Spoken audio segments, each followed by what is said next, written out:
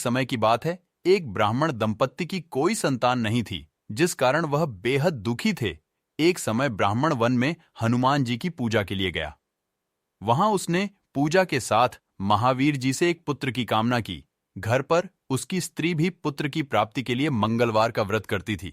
वह मंगलवार के दिन व्रत के अंत में हनुमान जी को भोग लगाकर ही भोजन करती थी। एक बार व्रत के दिन ब्राह्मणी ना भोजन बना पाई और ना ही हनुमान जी को भोग लगा सकी।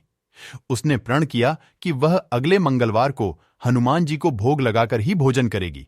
वह भूखी प्यासी 6 दिन तक पड़ी रही। मंगलवार के दिन वह बेहोश हो गई। हनुमान जी उसकी निष्ठा और लगन को देखकर प्रसन्न हुए।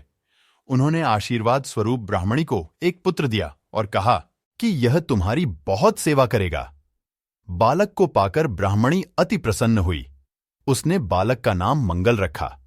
कुछ समय उपरांत जब ब्राह्मण घर आया तो बालक को देख पूछा कि वह कौन है। पत्नी बोली कि मंगलवार व्रत से प्रसन्न होकर हनुमान जी ने उसे यह बालक दिया है।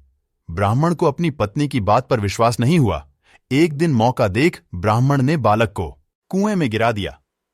घर पर लौटने पर ब्राह्मणी ने पूछा कि मंगल कहाँ है। तभी पीछे से मंगल मुस्कुराकर आ गया।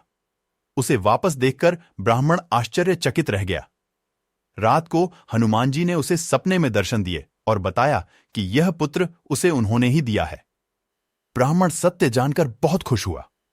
इसके बाद ब्राह्मण दंपत्ति प्रत्येक मंगलवार को व्रत रखने लगे।